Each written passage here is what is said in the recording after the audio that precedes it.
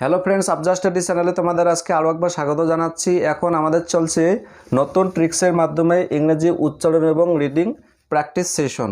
তো আজকের ক্লাসে আমরা অর্থাৎ পার্ট 25-এর ক্লাসে আমরা কনসোনেন্ট জয়েন্ট লেটারের পরে ভাওয়ালের শর্ট সাউন্ড যথাক্রমে অ্যা, এ, ই, অ, আ এই শর্ট সাউন্ডগুলো যোগ করে আমরা কি শিখব? ইংরেজি উচ্চারণ এবং রিডিং শিখব। একদম প্রাথমিক লেভেল থেকে কিভাবে শেখা যায় সেটি দেখব। তো তার আগে আমাদের জানতে হবে কনসোনেন্ট জয়েন্ট লেটার্স কোনগুলোকে আমরা জয়েন্ট লেটার বলবো।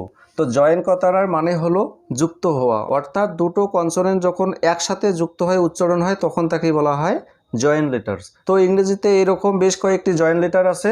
তো আজকে আমরা ডি আর, এফ এল এবং এফ আর এই তিনটি জয়েন্ট লেটারের পরে ভাওয়েলের শর্ট সাউন্ড দিয়ে আমরা ইংরেজি রিডিং এবং উচ্চারণ শেখার চেষ্টা করব।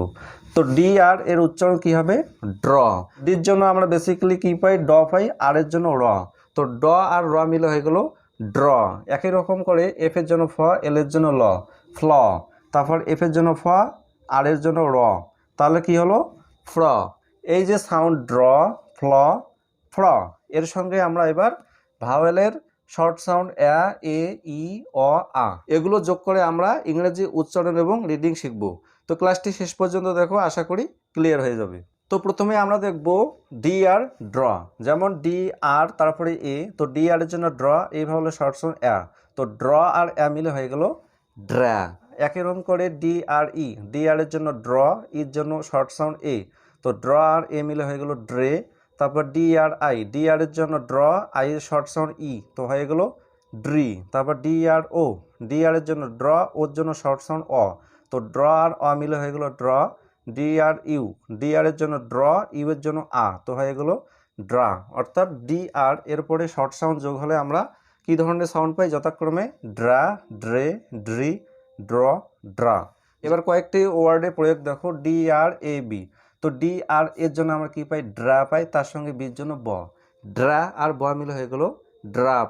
এর অর্থ হলো নোংরা স্ত্রীলোক। তারপরে দেখো ডি আর ই ডাবল এস, তো ডি আর ই এর জন্য আমরা কি পাই? ড্রে পাই, আর ডাবল এস এর জন্য শুধু একটাই দন্তের স উচ্চারণ পাবো, স পাবো, ড্রেস। এর অর্থ হলো পোশাক। তারপরে দেখো D R I N K, D R I এর জন্য পাই ড্রি, এন কে এর জন্য নয় ক, ড্রিঙ্ক।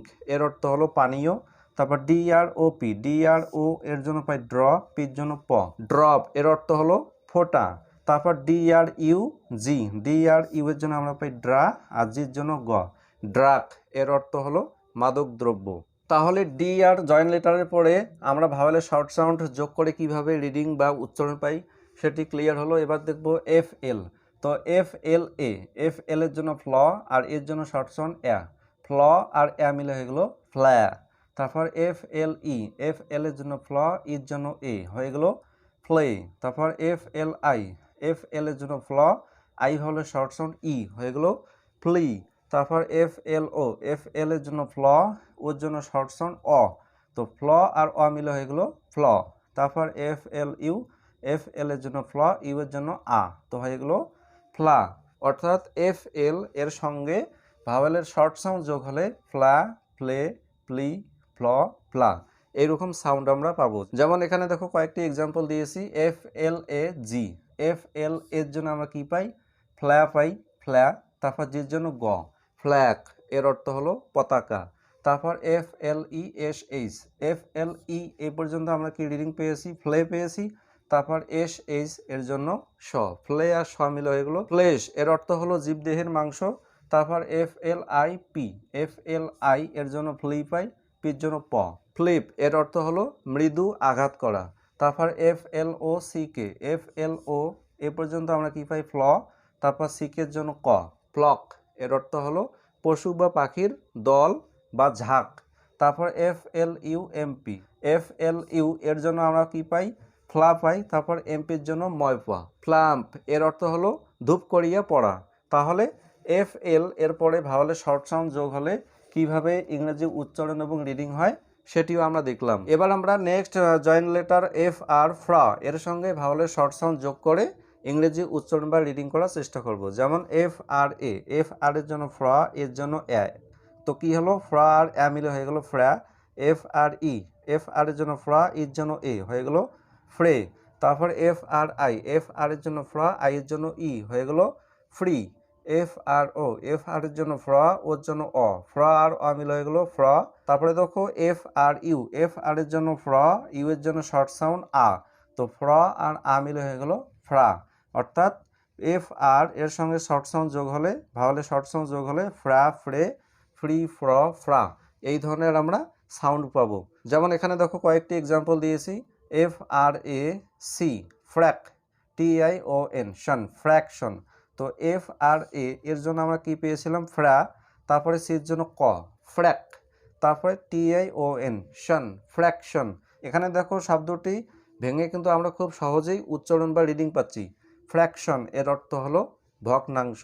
তারপরে দেখো F R E S H, F R E A পর্যন্ত আমরা কি পেয়েছিলাম এফ আর ই ফ্রে, তার সঙ্গে এস এইচ এর জন্য তালবস্য।